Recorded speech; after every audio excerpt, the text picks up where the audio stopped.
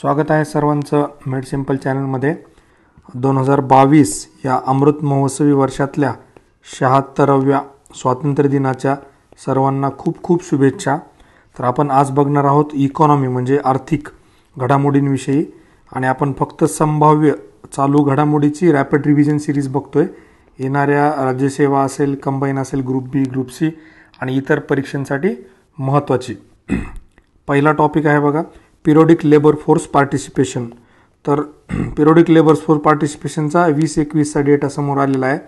तो डेटा दिलेला आहे ministry of statistics and programme implementation या मिनिस्ट्रीनं. तर 19-20 आणि 20-21चं कंपॅरिझन केलं आहे. आता अनएम्प्लॉयमेंट म्हणजे काय की बेरोजगारीविषयीचा हा डेटा आहे. बघा, बेरोजगारी होती 2019-20मध्ये 4.8 आणि आता काय करतंय मिनिस्ट्री काय माहीत, पण बेरोजगारी कमी करून टाकली आहे, ती 4.2 पर्यंत आणली आहे त्यांनी. आणि रुरलची बघा बेरोजगारी जास्त आहे, कमी आहे 3.3 आणि अर्बनची जास्त आहे बघा 6.7. खेड्यात कसं असतं, कोणी काही काम करतं, कुठे रोजाने जातं, कोणी शेतात काम करतं, त्यामुळं शहराची कमी आहे, ग्रामीण भागातली कमी आहे शहरापेक्षा, शहराची थोडीशी जास्त आहे. एक जनरल ट्रेंड फक्त लक्षात ठेवा.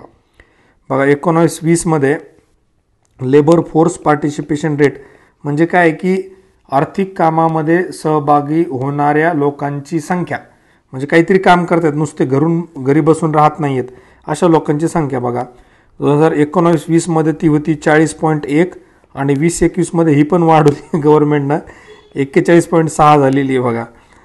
आणि आता बघा याच्या बाबतीमध्ये मेलच्या म्हणजे पुरुषांमध्ये 56.8% होती 19-20मध्ये, ती झाली आहे 57.4%, म्हणजे इथे पण वाढलेली आहे. आणि फिमेलची बघा ही पण वाढून 25.1% झालेली आहे. म्हणजे जर 100 महिला असतील तर 100पैकी जवळपास 25 महिला आर्थिक मदत करत असतात घरामध्ये किंवा काहीतरी आर्थिक साधन कमवण्याचं मिळवत असतात. त्याच्यानंतर बघा मायग्रेशन रेट त्यांनीच दिलेला आहे, म्हणजे त्याला आपण स्थलांतर म्हणतो मायग्रेशन. तर ते आहे टोटल इन जनरल 28.9%. आणि याच्यामध्ये आता ग्रामीण भागामध्ये 48% महिलांचं आणि अर्बनमध्ये महिलांचं आहे 47.8%. लग्नामुळे याच्यामुळे करतात. अर्बनमधलं त्या मानानं कमी आहे, ग्रामीणमधलं जे स्थलांतर आहे महिलांचं ते जास्त आहे. बेडती वर्धा नदीजोड प्रकल्प फक्त लक्षात ठेवा, एखाद्या जोड्या लावामध्ये विचारू शकतात हा नदीजोड प्रकल्प कुठल्या राज्यामध्ये, तो कर्नाटकामधला आहे. आणि ही वर्धा नदी जी आहे वर्धा, तर ही तुंगभद्रा नदीची ट्रिब्युटरी आहे. कार्ड टोकनायझेशन याच्यावर एक प्रश्न येऊ शकतो बघा, म्हणजे UPSCला तर फार महत्त्वाचा आहे, MPSCला माहीत नाही आता त्यांना काय महत्त्वाचं वाटतं, पण खूप महत्त्वाची गोष्ट आहे कार्ड टोकनायझेशन. RBIने सुरू केलं हे 1 ऑक्टोबर 2022 पासून. आणि हे आता जे इन्फॉर्मेशन असते कार्डवरची, म्हणजे याच्यामध्ये नाव असतं किंवा कधीपासून एक्सपायर होतं, म्हणजे एखादं कार्ड जर आपण बघितलं क्रेडिट कार्ड, त्याच्यावर तुम्हाला नाव दिसतं, त्यानंतर इयर दिसतं कधीपर्यंत लागू होईल काय, त्याचा नंबर असतो कार्डचा. हे सगळी माहिती फक्त ज्या कंपन्या कार्ड देतात, म्हणजे मॅस्ट्रो असेल, तुम्ही जर तुमचं कधी ATM कार्ड हे बघितलं तर, व्हिजा असेल किंवा रुपे असेल, तर आता फक्त यांनाच तो डेटा ठेवता येणार आहे. बाकीचे जे असतात इंटरमिडिएटरी म्हणजे वेबसाईट असतील, ॲमेझॉन असेल किंवा बाकीचे पेटीएम तर यांना हा कार्डवरचा डेटा ठेवता येणार नाही. आणि त्याला अल्टरनेटिव्ह म्हणूनच कार्ड टोकनायझेशन केलं आहे. म्हणजे आपली जी महत्त्वाची माहिती असते, मग ही माहिती काय करतात, ह्या बऱ्याचशा कंपन्या शक्यतो विकतात कोणालाही, आणि मग ते लोक त्यातून फ्रॉड करतात. हे आपली माहिती घेऊन काहीतरी इंटरनेटवर कुठं करून करतात. तर इन्फॉर्मेशन आता काय करणार, ते कोडमध्ये कन्वर्ट करणार आहेत. मग आता आपली इन्फॉर्मेशन जाणार नाही, फक्त एक कोडच जाईल, त्या काम होऊन जाईल त्या कोडनी, पण लोकांची माहिती त्या वेबसाईट्सवर जाणार नाही. आता ही काय की व्हॉलंटरी आहे, स्वच्छ आहे, तुम्हाला करायचं तर करा टोकनायझेशन, नाही तर नका करू. आणि याला काही फीस नाही, विदाऊट एनी फीस आहे. आणि कितीही कार्डचं करता येणार तुम्हाला, तुमच्याकडे 4-5 कार्ड असतील तर त्या 4-5 कार्डचंही तुम्हाला करता येऊ शकतं. तर याला म्हणतात कार्ड टोकनायझेशन. बघा BBB बँक बोर्ड ब्युरो जे आहे त्याचं आता नाव बदलून त्यांनी किंवा चेंजेस केलं आहे, त्याला FSIB केलं बघा, फायनान्शियल सर्व्हिसेस इन्स्टिट्यूशन ब्युरो. आधी बँक बोर्ड ब्युरो होतं, त्याला आता हे जुलै 2022मध्ये त्यांनी केलेलं आहे. त्याच्यामध्ये काय आहे की ह्या बँक बोर्ड ब्युरोचं जे मेन काम होतं, पब्लिक सेक्टर बँक असतील किंवा इन्शुरन्स कंपन्या असतील पब्लिक सेक्टरच्या, त्यांच्या प्रमुखांची निवड करण्याची होती. आता ते कोण करणार आहे, तर हे नवीन फायनान्शियल सर्व्हिसेस इन्स्टिट्यूशन बोर्ड करणार आहे. आणि याचे अध्यक्ष 2 वर्षासाठी कोण केलेत, भानुप्रताप शर्मा. आता ॲक्च्युली भानुप्रताप शर्मा आधी बँक बोर्ड ब्युरोचे अध्यक्ष होते, काय नाही, फक्त ते नाव बदलल्यामुळे तेच परत झालेले आहेत. हे 2 वर्षासाठी असतील. डिजिटल इंडिया वीक आठवडा बघा, डिजिटल इंडियाचा आठवडा आहे 4 ते 9 जुलै 2022ला. आणि त्याची थीम जी आहे, कॅटलायझिंग new India's टेकेड. States startup ranking 2021ची आली बघा. त्याच्यामध्ये 2 प्रकार केलेत, म्हणजे मोठे राज्य श्रेणी 1, छोटे राज्य श्रेणी बी. याच्यामध्ये बेस्ट परफॉर्मरमध्ये 2च आहेत बघा, गुजरात आणि कर्नाटका. टॉप परफॉर्मरमध्ये 4 आहेत, केरला, महाराष्ट्र, ओडिसा, तेलंगणा. आता श्रेणी बी मध्ये याच्यामध्ये पहिलं बेस्ट परफॉर्मर जे आहे ते मेघालय आहे बघा, छोट्यामध्ये. आणि टॉप परफॉर्मरमध्ये जम्मू काश्मीर. भारताची पहिली स्वायत्त नेव्हिगेशन सुविधा जी आपण हे म्हणतो नेव्हिगेशनसाठी वापरली जाते, मिनिस्ट्री ऑफ सायन्स अँड टेक्नॉलॉजीने आणली होती ती हैदराबादमध्ये. तर तिचं नाव आहे TiHAN, TIHAN, techno innovation hub on autonomous navigation. TiHAN लक्षात ठेवा. तिहान काय, तर भारताची पहिली स्वायत्त नेव्हिगेशन सुविधा आहे. वर्ल्ड्स ग्रेटेस्ट प्लेसेस ऑफ 2022 टाइम्सनं हे ग्रेटेस्ट प्लेसेस दिले तर बघा जगातले. त्यात 2 आहेत, एक म्हणजे केरळ हे राज्य दिले आणि दुसरं म्हणजे अहमदाबाद हे शहर दिले. एवढं लक्षात ठेवा. संपूर्णपणे जल आणि सौर ऊर्जेवर चालणारे पहिले विमानतळ होण्याचा मान मिळाला इंदिरा गांधी इंटरनॅशनल एअरपोर्ट दिल्ली. 100 अब्जापेक्षा जास्त वार्षिक महसूल करणारी पहिली भारतीय कंपनी रिलायन्स इंडस्ट्रीज. 100 अब्जापेक्षा जास्त वार्षिक महसूल जमा झाला आहे. नॅशनल बायोफ्युएल पॉलिसी 2018 याच्यामध्ये काही बदल त्यांनी केलेले आहेत. तर त्यामध्ये पहिला जो अधिक पशुखाद्य वापर. पूर्वी कसं होतं, त्याला बायोफ्युएल बनवण्यासाठी जे काय रॉ मटेरियल लागतं, तर त्या रॉ मटेरियलमध्ये एक लिमिटेड प्रमाणातच तुम्ही जनावरांचं खाद्य पशुखाद्य वापरू शकत होता. आता काय केलं की परमिशन वाढवली, घ्या बाबा तुम्हाला जनावरांचं खाद्य घ्यायचं का ते पण घ्या, त्याच्यापासून बायोफ्युएल बनवा. 20% इथेनॉल ब्लेंडिंग जे, तर त्याचं टार्गेट आधी होतं 2030 पर्यंत. आता त्यांनी ते कमी केलं, 2025-26 पर्यंतच आपल्याला 20% इथेनॉल ब्लेंडिंग करायचं आहे. आणि बायोफ्युएल एक्सपोर्ट जो आहे ना, तर आता अलाउड केला, एक्सपोर्ट पण करता येईल बायोफ्युएल काही ठराविक केसेसमध्ये. IMFनं SDR, IMFचं जे SDR असतं स्पेशल ड्रॉइंग राईट्स, त्याला आपण पेपर करन्सी पण म्हणतो, तर त्याच्यामध्ये थोडीशी वाढली आहे US डॉलरची किंमत, 43.38% झाली आहे. युरो जे आहे ते 29.31. युआन जे आहे ते चायनाचं आहे, त्याला रेनमिनबी पण म्हणतात. UPSCनं 2016ला प्रश्न विचारला होता. 12.28 आहे. एन जे आहे ते जपानचं आहे, त्याची 7.59. पाऊंड स्टर्लिंग हे आहे UKचं, त्याची किंमत आहे 7.44. तर हे 5 घटक लक्षात ठेवा. 2020 मध्ये गव्हाचे सर्वात जास्त उत्पादक देश जे आहेत त्याच्यामध्ये चायनानं 1 नंबर मिळवला आहे बघा. चायना 2 नंबरला भारत आला आहे. 1 नंबरला चायना 13.42 कोटी टन आणि भारताचं आहे बघा 10.75 कोटी टन गव्हाचं उत्पादन आहे आपलं. 3 नंबरला रशिया, 4 नंबरला अमेरिका, 5 नंबरला कॅनडा. आता निर्यातदार एक्सपोर्ट करणारे गव्हाचे त्याच्यामध्ये 1 नंबरला रशिया आहे बघा 13.1, अमेरिका 2 नंबरला, ऑस्ट्रेलिया 3 नंबरला, कॅनडा 4ला आणि युक्रेन 5ला.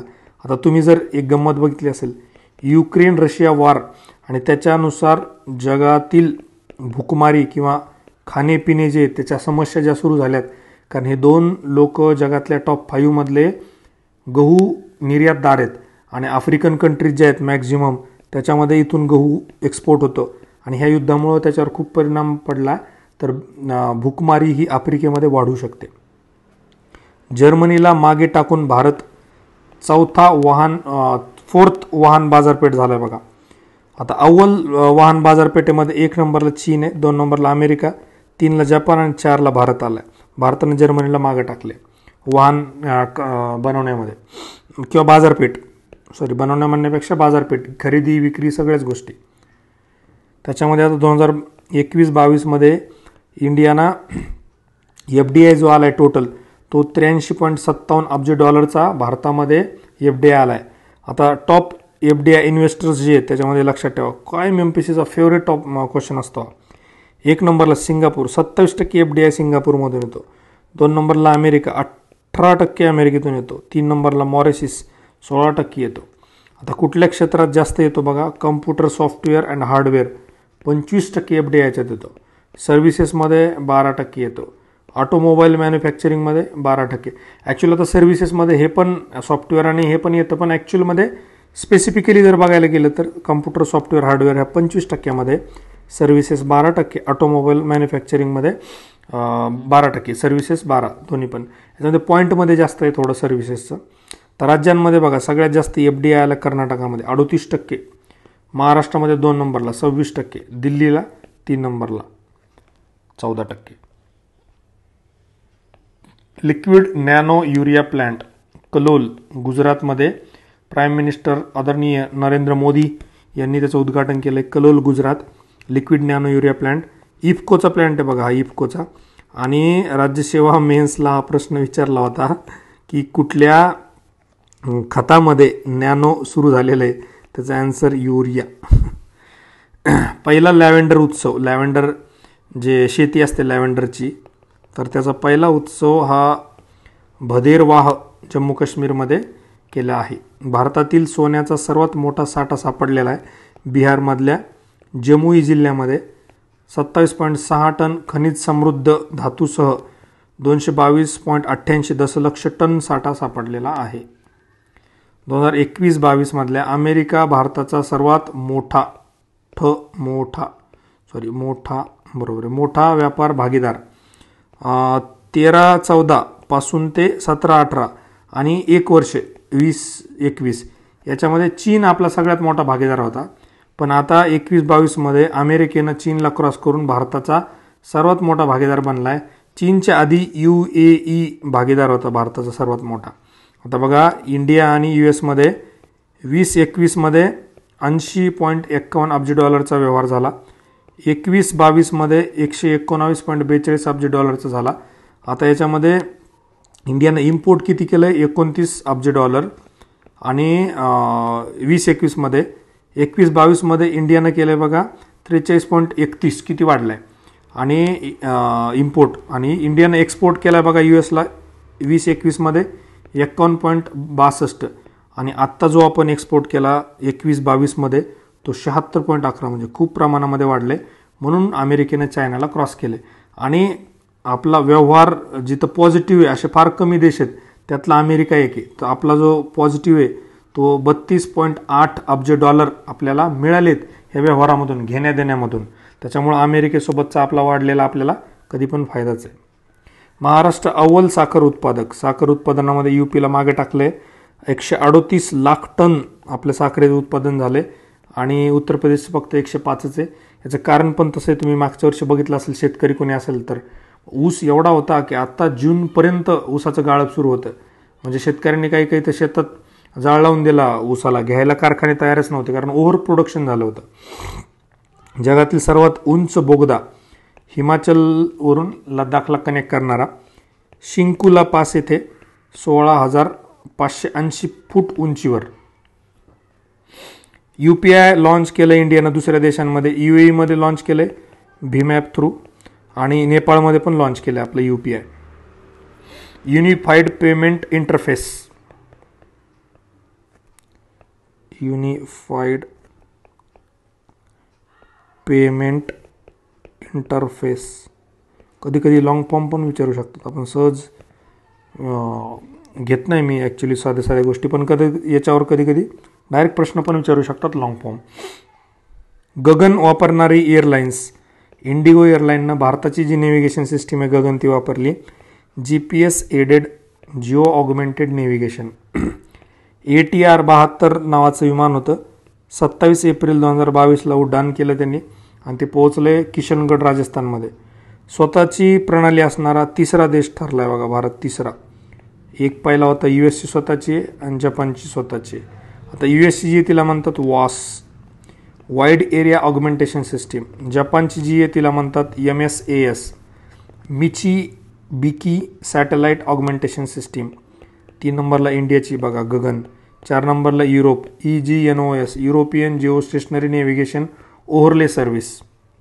भारताची 100वी युनिकॉर्न स्टार्टअप ओपन नावाची नाही काय करते ही निओ बँकिंग फिनटेक पोर्टल आहे. बँगलोरमधलं स्टार्टअप आहे. $1 अब्ज जास्त जेव्हा त्याचं भांडवल तयार होतं तेव्हा त्या कंपनीला युनिकॉर्न कंपनी असं म्हणतात. तर आता भारतामध्ये 100पेक्षा जास्त युनिकॉर्न कंपन्या तयार झाल्या. चारधाम प्रकल्प समिती खूप न्यूजमध्ये सुरू आहे बघा. हे चारधाम प्रकल्प त्याची जी समिती त्याचे अध्यक्ष न्यायमूर्ती AK सिक्री सुप्रीम कोर्टाचे रिटायर्ड जज आहेत.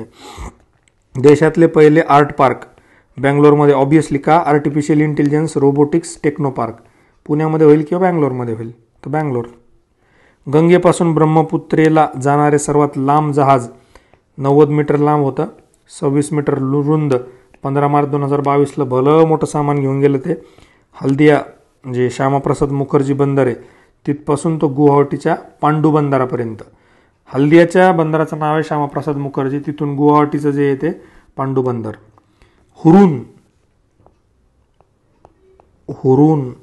हुरून ग्लोबल रिच लिस्ट 2022ची आली बघा. आता जी हुरूनची लिस्ट आहे ना सेम लिस्ट फोर्ब्सची आहे बघा. ह्या 5 लोकांसाठी पहिले 5 लोक हुरूनच्या लिस्टमध्ये पण आणि फोर्ब्सच्या लिस्टमध्ये पण सारखेच आहेत. त्यात पहिला जो आहे तो इलॉन मस्क सगळ्यांनाच माहिती आहे. यूट्यूब व्हायरल करून टाकले सगळं त्यांनी. $205 अब्ज स्पेसएक्स आणि टेस्ला कंपनीचे मालक. 2 नंबरला जेफ बेझॉस $188 अब्ज अमेझॉनचे हेड आहेत ते. बर्नार्ड अर्नॉल्ट 153वर लुनी उटॉन नावाची कंपनी आहे. Bill Gates 124वर. 4 नंबरला मायक्रोसॉफ्ट. वॅरन बफेट 119वर. बर्कशायर हॅथवे आणि मुकेश अंबानी आपले 9 नंबरला गेलेत. $103 अब्ज रिलायन्स इंडस्ट्रीचे हेड बघा. हुरूनमध्ये मुकेश अंबानींचा नंबर लागतो 9वा. फोर्ब्समध्ये मुकेश अंबानींचा नंबर लागतो 10वा आणि 4 नंबरला गौतम अडानी आहेत बघा फोर्ब्समध्ये 11 नंबरला. आणि इकडे टॉप 10मध्ये तर नाहीच आहे कोणी, फक्त एकच मुकेश अंबानी तेवढे भारतीय आहेत.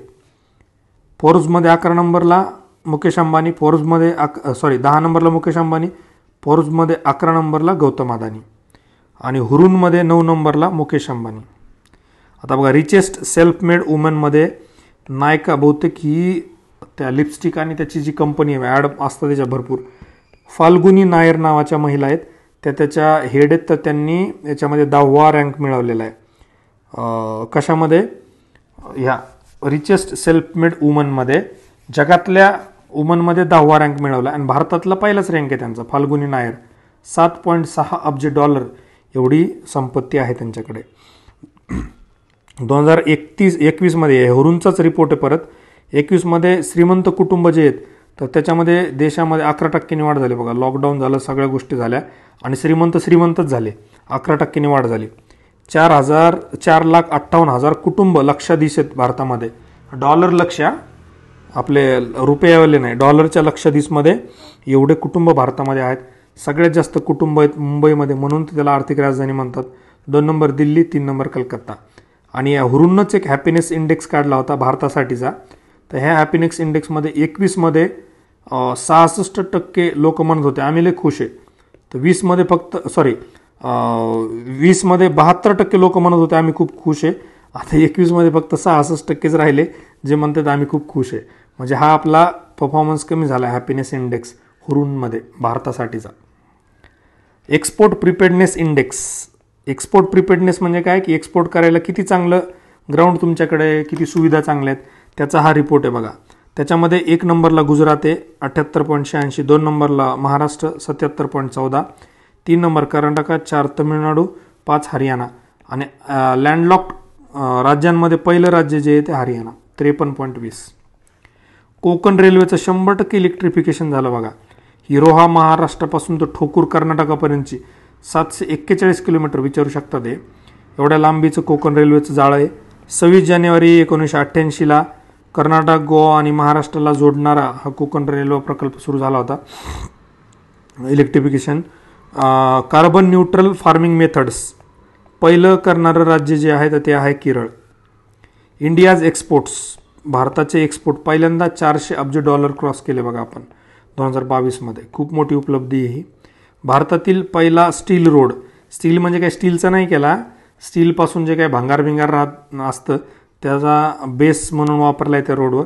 सुरत हजिरा इंडस्ट्रियल कॅम्पसमध्ये गुजरातमधलं आहे, तर तिथे हा रोड बनवला आहे सुरत हजिरा. जीवा कार्यक्रम JIVA, जीवा कार्यक्रम आहे हा नाबार्डचा to promote natural farming. N Chandrasekaran यांची पुनर्नियुक्ती झाली बघा टाटा सन्सच्या अध्यक्षपदी. First Indian company to become completely plastic waste neutral, तर ती आहे डाबरचं च्यवनप्राश फेमस आहे बघा डाबर. डार्कथॉन 2022. डार्क बघा म्हणजे ब्लॅक असतं, काळं गडद, सगळ्या ज्या गोष्टी असतात त्या वाईटच असतात. तर हे नॅशनल नार्कोटिक्स कंट्रोल ब्युरो जे आहे त्याने फेब्रुवारी 2022मध्ये डार्कथॉन घेतली होती. डार्क वेबवरील अंमली पदार्थांचा बाजारपेठा शोधून काढण्यासाठी. देशातील पहिली वॉटर टॅक्सी कुठं सुरू झाली आहे? मुंबईला. तिचं आदरणीय मुख्यमंत्री तेव्हाचे उद्धव ठाकरे आणि केंद्रातले ते जलचे केंद्रीय मंत्री होते, त्या दोघांनी मिळून फेब्रुवारी 2022मध्ये बेलापूरला याचं उद्घाटन केलं वॉटर टॅक्सी. आशियातील सर्वात मोठा बायो CNG प्रकल्प इंदोर MP मधलं जे त्याचं प्राईम मिनिस्टरनी आपल्या उद्घाटन केलं 19 फेब्रुवारीला. 19 फेब्रुवारी आपल्यासाठी फार महत्त्वाची तारीख आहे. त्याच्यानंतर बघा इंडिया UAE, तर याच्यामध्ये आता एक सेपा नावाचा करार झाला फेब्रुवारी 2022मध्ये. आणि CAPF जी UPSCची एक्झाम झाली आत्ता 8 ऑगस्टला, त्याला हा प्रश्न विचारला होता की रिसेंटली कोणत्या 2 देशांमध्ये सेपा तयार झाला, सेपा ॲग्रीमेंट झाले, ते होतं UAE आणि India. Comprehensive economic partnership agreement. Non fungible tokens फार महत्त्वाचं आहे बघा. ह्याच CAPFच्या एक्झामला हे विचारलं होतं, प्लस UPSC प्रिलिम्सला पण विचारलं होतं यावेळेस 2022ची जी प्रिलिम झाली तेव्हा. नॉन फंगिबल टोकन्स काय असतं? बेस्ड ऑन ब्लॉकचेन टेक्नॉलॉजी असतं. आता डिजिटल स्वरूपात कन्वर्ट करता येणारी कुठली पण गोष्ट घ्या, रेखाचित्र घ्या, फोटो घ्या, व्हिडिओ घ्या, GIF घ्या, म्युझिक घ्या, किंवा तुमचं एखादं ट्विट पण घ्या, त्याला जर तुम्हाला डिजिटल फॉर्ममध्ये कन्वर्ट करता आलं की त्याला तुम्ही नॉन फंगिबल टोकन म्हणून करू शकता, त्याला कन्वर्ट करायचं. मग कन्वर्ट हे ब्लॉकचेनद्वारे केलं जातं आणि मग त्या मालमत्तेच्या मालकीचा पुरावा तुम्हाला मिळतो. मग त्याच्यामधून तुम्हाला त्याची किंमत किंवा रक्कम मिळते. आणि हे असं कन्वर्ट करणारे प्लॅटफॉर्म जे आहेत तर ते आहेत OpenSea.io, रॅरिबल, त्याच्यानंतर फाउंडेशन इत्यादी नावाचे हे काय आहेत प्लॅटफॉर्म, ज्याच्यावर हे नॉन फंगिबल टोकन्स. आता ब्लॉकचेनमध्ये आणि नॉन फंगिबल टोकनमध्ये फरक काय? आता ब्लॉकचेनमध्ये काय असतं, म्हणजे मी एखादा ₹1 घेतला ब्लॉकचेनचा, तर पुढचा ₹1 घेतला तरी त्याची किंमत तीच राहते, म्हणजे 1 आणि 1 2च रुपये होते. पण नॉन फंगिबल टोकनमध्ये तसं नसतं. आता फॉर एक्झाम्पल मी एखादी वस्तू एखाद्या माणसाकडून घेतली, ती ₹100 घेतली असेल, तर मी विकताना 150ला विकू शकतो. सेमच कंपनी आहे बघा, सेमच हे, त्याचे वेगवेगळ्या किमती आहेत, वेगवेगळ्या किमती. तर ही खासियत आहे नॉन फंगिबल टोकन्सची. याच्यामध्ये सेमच असते बिटकॉईनमध्ये किंवा ब्लॉकचेन टेक्नॉलॉजीमध्ये. माधवी पुरी बुच सेबीच्या पहिल्या महिला अध्यक्ष बनलेल्या आहेत. International intellectual property IP index 2022चा. भारताचा परफॉर्मन्स अजिबात चांगला नाही आहे. 55 देशांमध्ये भारत 43वा आहे, 38.6% गुण मिळून. भारताला म्हणजे काठावर पास झाल्यासारखं झालं आहे भारत. 35च्या पुढे थोडंसं 3.6%नंच गेला आहे इंटलेक्च्युअल प्रॉपर्टी इंडेक्समध्ये. 1 नंबरला US, 2 नंबरला UK, 3ला जर्मनी, 4ला स्वीडन, 5ला फ्रान्स. पुणे मेट्रो आदरणीय प्राईम मिनिस्टर यांनी उद्घाटन केलं होतं 6 मार्च 2022ला. खूप व्हिडिओ तुम्ही बघितले असतील कॉमेडी त्याचे. गरवारे ते आनंदनगर दरम्यानचा 12 किलोमीटरचा टप्पा उद्घाटन झालेला आहे. आणि याच्यामध्ये विशेष म्हणजे प्राईम मिनिस्टरनं अजून एक हुशारी केली, स्वतः जाऊन तिकीट काढलं मेट्रोचं, मग मेट्रोमध्ये बसले. आता टोटल मेट्रोचं जे जाळं आहे ते 33.2 किलोमीटरचं आहे. आणि 24 डिसेंबर 2016ला याच आपल्या आदरणीय पंतप्रधानांनी याचं उद्घाटन केलं होतं. भारतातील पहिले महिलांच्या मालकीचे औद्योगिक उद्यान 100% वुमनचं हैदराबादला स्थापन झालेले. डी सिप्स म्हणजे काय असतं, डोमेस्टिक सिस्टमॅटिकली इम्पॉर्टंट बँक्स. त्याच्यामध्ये 3च बँक आहेत आत्तापर्यंत, त्या लक्षात ठेवा फक्त.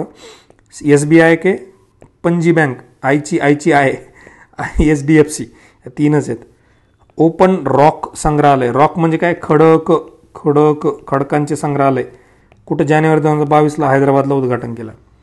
स्टार्टअप इंडिया इनोव्हेशन वीक 10 जानेवारी ते 16 जानेवारीच्या दरम्यान साजरा करण्यात आला. एअरटेल पेमेंट बँक आणि पेटीएम पेमेंट बँक यांना शेड्यूल्ड कमर्शियल बँकेचा दर्जा देण्यात आला. भारतातील पहिले हेलिकॉप्टरसाठीचं जे हब आहे ते गुरुग्राम हरियाणा येथे स्थापन केलं. लार्जेस्ट एक्सपोर्टर ऑफ घरकिन्स म्हणजे लोणच्याच्या काकडे नाही हा, काकडी, लोणच्याच्या काकड्या त्याला घरकिन्स म्हणतात. तर इंडिया जगातला सगळ्यात जास्त निर्यातदार बनलेला आहे.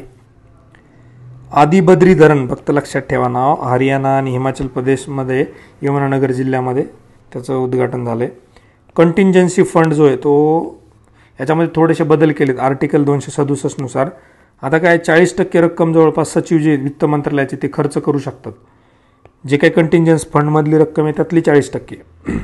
पूर्वी कंटिंजन्सी फंड 500 करोडचा होता, आता तो 30,000 करोडचा केला आहे.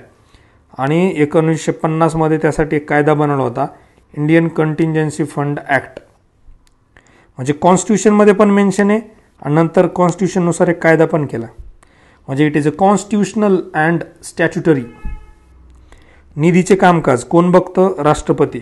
राष्ट्रपती काय सगळ्या छोट्या छोट्या गोष्टी करू शकतो का, नाही. मग राष्ट्रपती काय करतो, वित्त विभागाचा सचिव आहे त्याला म्हणतो जा बाबा तू बघ या सगळ्या गोष्टी. 267(2) मध्ये राज्यांना पण अधिकार दिले स्वतःचा कंटिंजन्सी फंड स्थापन करण्याचा. 266 मध्ये काय, संचित निधी आहे. 266 मध्येच सार्वजनिक वित्त पण आहे, पब्लिक फंड्स. आता रॅम्प कार्यक्रम खूप न्यूजमध्ये बघा, प्रत्येक महिन्यात एक न्यूज दिसते याची रॅम्पची. रेझिंग अँड ॲसलरेटिंग MSME परफॉर्मन्स, आणि 5 वर्षामध्ये 6,000 कोटी देण्याचं आपले अर्थमंत्री निर्मला सीतारामन यांनी सांगितलंय. 5 वर्षात 6,000 कोटी देणार आहेत MSME साठी. अटल टनेल वर्ल्ड रेकॉर्ड केला बघा. अबो 10,000 फुटांपेक्षा वर असलेला लॉंगेस्ट हायवे टनेल होण्याचा मान अटल टनेलला मिळालेला आहे. हिमाचल प्रदेशमध्ये रोहतांग एक ठिकाणी, मी जाऊन आलो आहे तिथे खूप दिवसांपूर्वी. तर तिथे 3 ऑक्टोबर 2020ला आपल्या पंतप्रधानांनी उद्घाटन केलं त्याचं. आणि हे मनाली ते लाहोल स्पिती यांना कनेक्ट करणारा 9.2 किलोमीटरचा सिंगल ट्यूब डबल लेन रस्ता आहे. त्याची रुंदी आहे 10.5 metre, 3.64 by 2.25 metre. Emergency fireproof egress tunnel आहे, म्हणजे आपत्कालीन निकस एक्झिटला म्हणतात ना ते. आणि हाईट याची बघा 5.525 मीटर. ब्लूमबर्गनं अब्जाधीशांची एक यादी दिली बघा ब्लूमबर्गने. त्याच्यामध्ये गौतम अदानी आशियातील सर्वात श्रीमंत व्यक्ती झालेत. आता जे आपण बघितलं होतं हुरून आणि फोर्ब्स, याच्यामध्ये जर आपण बघितलं तर त्याच्यामध्ये मुकेश अंबानीनं त्यांनी रँक दिला होता. हुरूननं दिला होता 9 आणि फोर्ब्सनं दिला होता 10. आणि फोर्ब्समध्ये 11 नंबरला होते हे गौतम अदानी. पण इथे ब्लूमबर्गने यांना काय केलं, डायरेक्ट आशियातील सर्वात श्रीमंत व्यक्ती करून टाकलं. टॉम ट्रॅफिक इंडेक्स 2021 जास्त महत्त्वाचं नाही पण बघून घ्या. सगळ्यात जास्त गोंगाट असणारे शहर, मुंबई जगातले 5वं शहर आहे, बेंगलोर जगातलं 10वं, दिल्ली जगातलं 11वं, पुणे 21वं. टॉम ट्रॅफिक इंडेक्स गोंगाटातलं. जैतापूर बघा, जैतापूरमध्ये 6 अणुभट्ट्या तयार करणार आहेत. एकाची कॅपॅसिटी 1650 मेगावॅटची टोटल मिळून होते 9600 मेगावॅट. त्यालाच गिगावॅटमध्ये कन्वर्ट केलं तर 9.6 गिगावॅट. आणि फ्रान्सच्या मदतीने हे तयार करणार आहेत. पहिली जल मेट्रो असणारे शहर भारतातलं आहे कोची. कोची कुठे आहे तर केरळामध्ये. मूव बंद रखो, मूव का बंद राखायचं, कारण काही OTP BTP सांगायचं नाही. जागरूकता निर्माण करायची, हे असले फायनान्शियल फ्रॉड्स वगैरे जे असतात ना त्याच्याविषयी. म्हणून तो HDFC बँकेनं सुरू केलं होतं अवेअरनेस कॅम्पेन मूव बंद रखो 14 ते 20 नोव्हेंबरच्या दरम्यान. केन बेटवा लिंक, केनमधलं पाणी बेटवा नदीमध्ये टाकायचं आहे. ह्या दोन्ही पण यमुना रिव्हरच्या ट्रिब्युटरी आहेत आणि हा उत्तर प्रदेशमधला प्रोजेक्ट आहे. आता बघा फोर्ब्स 2021ची 100 शक्तिशाली महिलांची यादी आणली जगातली. जगातली शक्तिशाली म्हणजे काय, पॉवरफुल. याच्यामध्ये पहिला नंबर मारला आहे मॅकेंजी स्कॉट, जेफ बेझॉसच्या माझी पत्नी आहेत त्या. परत हे यांनी फारकत घेतली, खूपच कॉमन आहे बघा या मोठ्या लोकांमध्ये, सोबत राहतच नाही जास्त दिवस आहे. जेफ बेझोस यांच्या माझी पत्नी आहेत. आता ॲक्च्युली यांनी 17 पैकी 16 वेळा 1 नंबर मिळवणाऱ्या जर्मनीच्या व्हाईस चान्सलर अंजेला मर्केल यांना मागे टाकून 1 नंबर मिळवला बघा मॅकेंजी स्कॉट यांनी. आणि 2 नंबरला आहेत Kamala Harris, US vice president आहेत. 3 नंबरला ख्रिस्टिन लगार्ड, EUच्या सेंट्रल बँकेच्या हेड आहेत. 4 नंबरला मेरी बारा, जनरल मोटर्सच्या हेड आहेत त्या. मेलिंदा फ्रेंच गेट्स मायक्रोसॉफ्टच्या आहेत. आता याच्यामध्ये 4 भारतीय महिला ज्या आहेत तर त्या 100मध्ये आलेल्या आहेत. त्यातली पहिली महिला आहे निर्मला सीतारामन, आपण बघितलं होतं, सीतारामन भारताच्या अर्थमंत्री. रोशनी नादर मल्होत्रा HCLच्या हेड आहेत त्या. किरण मुजुमदार शॉ बायकॉनच्या हेड आहेत. फाल्गुनी नायर नायकाचे हेड, आपण बघितले होतं इंडियाच्या रिचेस्ट सेल्फ मेड वुमनमध्ये पण त्यांचं नाव आलेलं होतं. आता बघा ही फोर्ब्सची 100 जगातील महिलांची झाली. आता फोर्ब्सची भारतातील जर यादी बघितली त्याच्यामध्ये 1 नंबरला निर्मला सीतारामन, 2 नंबरला नीता अंबानी, 3 नंबरला सौम्या स्वामीनाथन, त्या मुख्य वैज्ञानिक आहेत WHO मध्ये, तर या 3 नंबरला आहेत. या 3 व्यक्ती लक्षात ठेवा. बाकीचं आजच शक्यतो जर झालं तर सगळं संपून टाकू आपण. So thank you very much.